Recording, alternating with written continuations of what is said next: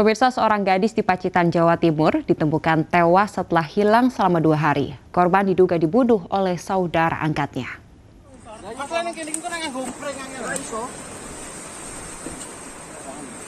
Inilah video amatir proses evakuasi jenazah gadis berusia 20 tahun yang diduga menjadi korban pembunuhan. Jasad ditemukan di hutan sekitar pantai Patokoang, Tamperan, Pacitan. Lokasi ini cukup terjal sehingga sempat menyulitkan proses evakuasi. Dari hasil pemeriksaan, terdapat luka benturan di bagian kepala korban. Korban diketahui bernama Dewi Sukma Anjani, warga desa Nawangan, Pacitan.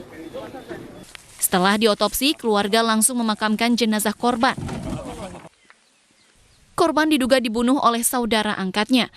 Dugaan ini terbukti saat pelaku yang sempat kabur ke Subang, Jawa Barat menyerahkan diri ke Polsek Subang. Itu di malam harinya jam 7 itu ibunya Ervan itu ditelepon dari Polsek Subang. Yang namanya Evan ini menyerahkan diri di Polsek Subang. Pelaku kini sudah diamankan di Mapolres Pacitan. Polisi masih melakukan pemeriksaan lebih lanjut terkait motif pembunuhan sadis ini. Dari Pacitan, Jawa Timur, Ahmad Subeki, iNews melaporkan. Polisi berhasil mengungkap identitas jasad wanita yang ditemukan terkubur di Tol Jatikarya, Kota Bekasi. Korban bernama Rizky Sukma Jayanti, berprofesi sebagai terapis bekam.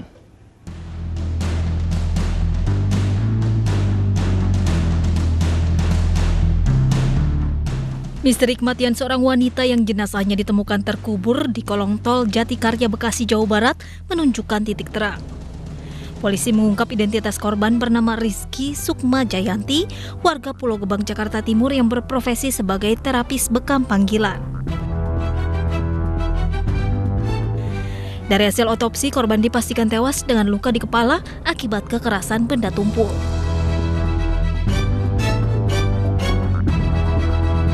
Karena pada saat diolah TKP, perut jenazah itu membendung atau bengkak, jadi membesar. Tapi setelah hasil otopsi tidak, itu hanya pembendungan organ-organ dalam sehingga terlihat seperti hamil.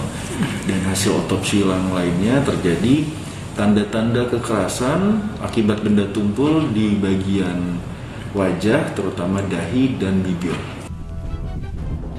Sementara itu, suasana duka menyelimuti kediaman almarhumah Rizky Sukma Jayanti di perumahan Pulau Gebang Indah, Cakung, Jakarta Timur, Minggu siang.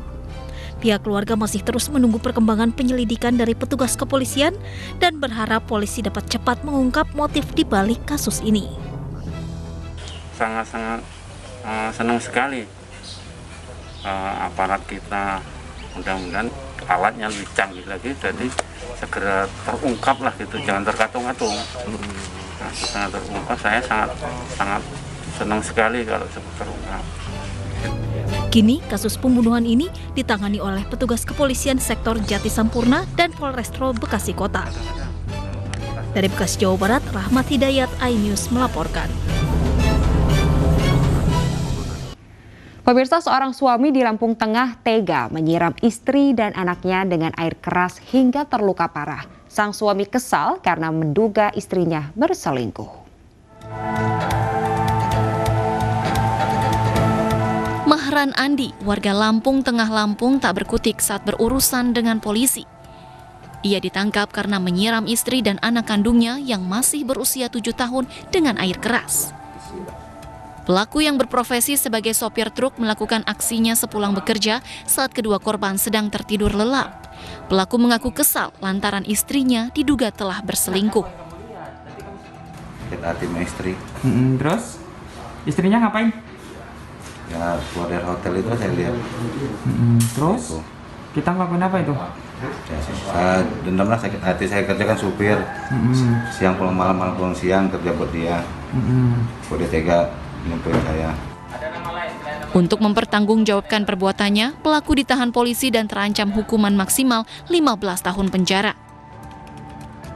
Dari Lampung Tengah, Lampung, Roy M. Perleoli, iNews melaporkan. Pemirsa, seorang penata rias di Cilegon mengalami luka bakar di sekujur tubuhnya akibat diguyur minyak goreng mendidih oleh pacarnya.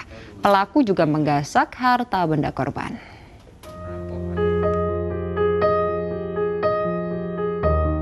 Niki, seorang waria asal Citangkil, Cilegon, Banten, disiram minyak goreng mendidih oleh SL, kekasihnya.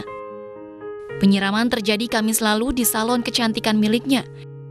Saat Niki berteriak kesakitan, SL menggasak harta benda milik korban berupa handphone, tas, dompet, kalung emas, serta sepeda motor. Menurut orang tua korban, sebelumnya pelaku merupakan seorang warga Lampung yang menganggur. Namun pelaku dan korban merintis salon kecantikan bersama-sama.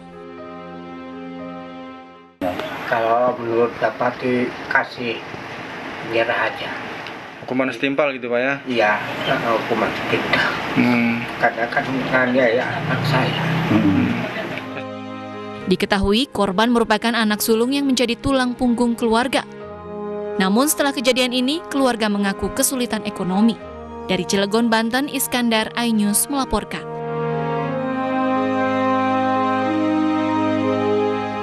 Pemirsa, video seorang ibu memindahkan pembatas jalan di gerbang tol Soroja, Bandung, Jawa Barat viral di media sosial.